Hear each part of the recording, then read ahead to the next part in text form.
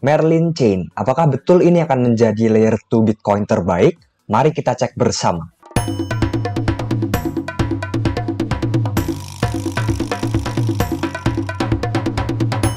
Halo semua, selamat datang di channel Pace Crypto. Hari ini saya akan membahas tentang layer 2 untuk Bitcoin sekali lagi, karena belakangan ini ada puluhan bahkan ratusan layer 2 yang lahir untuk Bitcoin.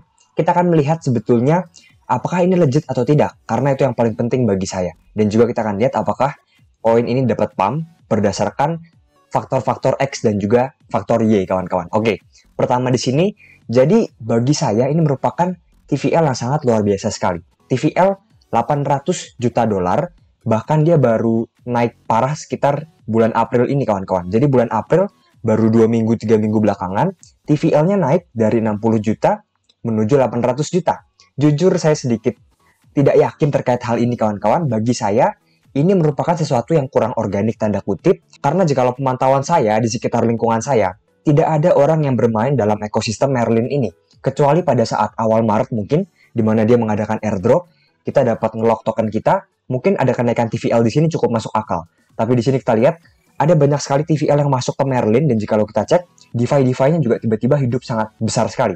Ada lending and borrowing, ada swap ataupun DEX dan sebagainya. Dan jikalau kalian cek, misalnya di sini produk DeFi-nya ada Avalon Finance ini, dia baru mainnet sekitar awal April dan TVL langsung naik ke sekitar 120 hingga 150 juta. Saya cukup curiga, kawan-kawan, dalam waktu beberapa minggu saja dia bisa mendapatkan TVL yang sangat tinggi sekali.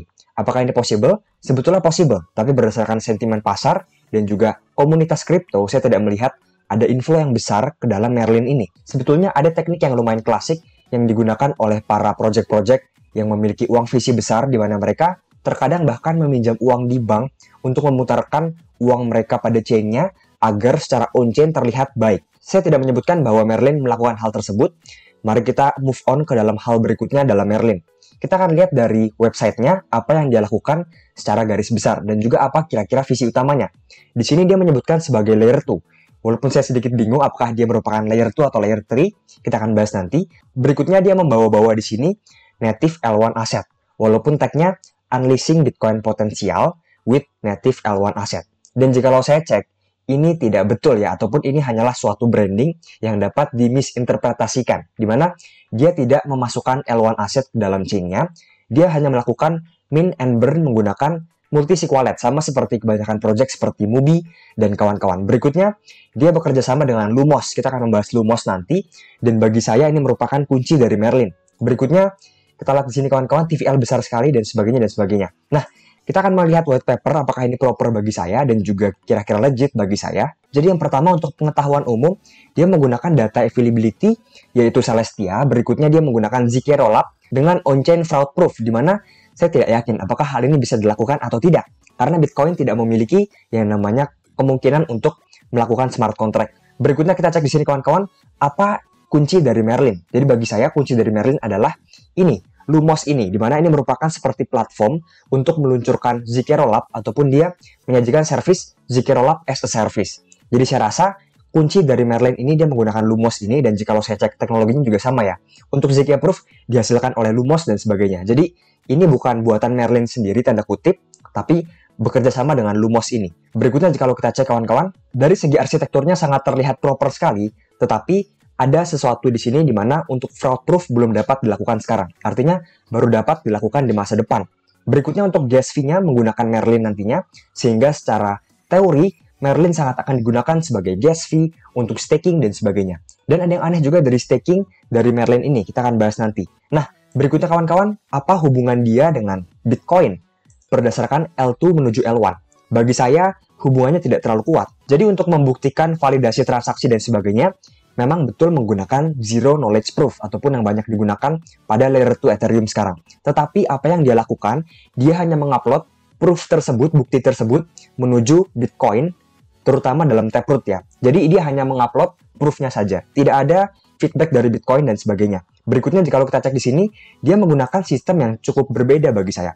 Layer 2 ibaratnya tugas-tugas sequencer dilakukan oleh Decentralized Oracle Network, ataupun ini seperti Chainlink dan kawan-kawan. Jadi dia menggunakan Oracle Network untuk apa? Pertama untuk menggulung transaksi, dia menggunakan sequencer juga. Tapi untuk membuktikan sequencer tersebut, dia menggunakan Oracle. Berikutnya untuk mengirim proof tersebut menuju Bitcoin, dia juga menggunakan Oracle. Saya tidak pernah melihat sebelumnya layer 2 yang menggunakan Oracle, bukan untuk dApps ya, ini untuk sistem L2-nya untuk terhubung dengan L1. Saya tidak pernah melihat hal ini, artinya ini hal yang baru sekali bagi saya. Berikutnya, jika kita cek di sini, ada sesuatu yang sangat unik sekali bagi saya, di mana jika kita ingin menjadi Oracle, ataupun ibaratnya, jika kita ingin berkontribusi, karena kuncinya adalah Oracle ya, di mana dia ikut batching, dia ikut mengirim data ke Bitcoin dan sebagainya, kita dapat staking beberapa aset. Jadi multi-staking aset. Jika kita cek, baru ada yang baru belakangan ini adalah dual staking dari AVS-nya Altlayer. Tapi ini dia sudah support yang namanya multi aset, di mana kita bisa staking Bitcoin, berikutnya Merlin, dan juga BRC20 aset untuk menjadi Oracle. Bagi saya ini merupakan hal yang sedikit asing bagi saya, dan jika kalian cek di sini ada sesuatu hal yang aneh juga dari tokenomics-nya, karena jika saya cek di sini, untuk reward Oracle-nya ada dua. Yang pertama Merlin, yang kedua Bitcoin. Nah, kita akan cek nanti juga. Dan untuk pembagian reward-nya juga berbeda. 40% reward untuk Bitcoin staker, 40% reward untuk Merlin staker, dan 20% reward untuk BRC20 stakers. Jadi porsinya berbeda-beda. Tidak pernah melihat sesuatu yang seperti ini hal baru bagi saya. Berikutnya untuk fraud proof-nya, ataupun ini banyak digunakan untuk optimism, arbitrum, dan sebagainya, belum dapat dilakukan kawan-kawan. Berikutnya, untuk sequencer juga masih tercentralize. Berikutnya ini merupakan bridge yang saya bahas tadi, di mana kita mengirim aset dalam Bitcoin address. Berikutnya nantinya dia akan nge-mint token pada Merlin Chain. Jadi ini sangat klasik sekali, banyak digunakan oleh project lain. Berikutnya supporting Bitcoin L1 asset seperti Bitcoin, Bitmaps, Atomicals, BRC20 dan sebagainya. Tapi jika kalian cek, ini hanyalah bentuk sintetik nantinya kawan-kawan.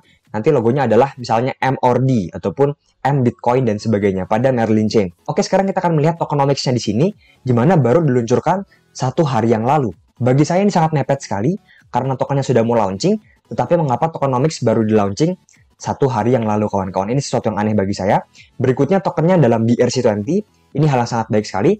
Berikutnya untuk kegunaannya bisa untuk staking yang tadi kita bahas, dan juga network fees, governance, dan sebagainya. Nah, berikutnya untuk alokasi di sini kawan-kawan, semuanya terlihat oke saya rasa, kecuali untuk airdrop cukup besar di sini 20%, dan ini cliff-nya sangat besar sekali. Artinya akan ada banyak token yang dilepas nanti di awal-awal bulan, itu untuk airdrop ya. Berikutnya jika kita cek di sini tidak ada jadwal pasti untuk insentif ataupun subsidi, karena mereka menyebutkan sebelumnya nantinya para Oracle akan mendapatkan insentif berupa Merlin. Jadi seharusnya bagi saya ada jadwal yang pasti, kira-kira ada berapa persen alokasi untuk insentif para Oracle dan sebagainya. Tapi di sini tidak ada, bahkan mereka tidak menyebutkan hal tersebut. Karena jika saya cek di sini kawan-kawan, yang paling besar di sini adalah ekosistem. Dan jika Anda cek ekosistem itu apa? Ekosistem adalah untuk insentif, untuk grand community, berikutnya untuk rewarding contributors, builders, dan juga partner dan sebagainya. Jadi bagi saya, ini untuk timnya juga sebetulnya, bukan untuk para Oracle ataupun yang lain kawan-kawan. Dan jika kalian cek di sini, hati-hati di awal bulan, dari bulan April hingga Juni, ada pelepasan token yang sangat masif sekali. Nantinya akan sekitar 20 hingga 30% token. Jadi ini sangat masif sekali, berhati-hatilah bagi saya. Berikutnya jika kita cek di sini kawan-kawan, ini merupakan Twitter dari Avalon Finance ataupun produk DeFi pada Merlin. Jika kita cek di sini, Twitternya baru dibuat awal Maret dan dia baru mainnet sekitar awal April. Jadi sangat baru sekali dan sudah mendapatkan TVL ratusan juta dolar. Dia menggunakan Pit Network untuk masalah Oracle. Saya kurang paham mengapa dia tidak menggunakan decentralized Oracle Network-nya untuk nge-feed data untuk dApps-nya. Kenapa dia harus menggunakan Pit Network ataupun jaringan lain. Ya berikutnya kawan-kawan, jika kalian ingin cek koin-koin apa saja yang sudah live pada mainnetnya Merlin ini, dapat kalian cek di DEX Screener. Yang paling besar sekarang adalah Huhu kawan-kawan, di mana ini merupakan meme coin.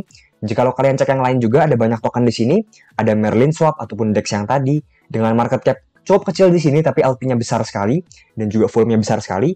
Dan juga banyak koin lain seperti MBTC, ini merupakan aset sintetik yang tadi kita sebutkan. Berikutnya ada MORD dan sebagainya. Bagi saya pribadi, saya akan menunggu lebih lanjut sedikit terkait kira-kira bagaimana perkembangan dari Merlin ini. Sekian dari saya, semoga bermanfaat.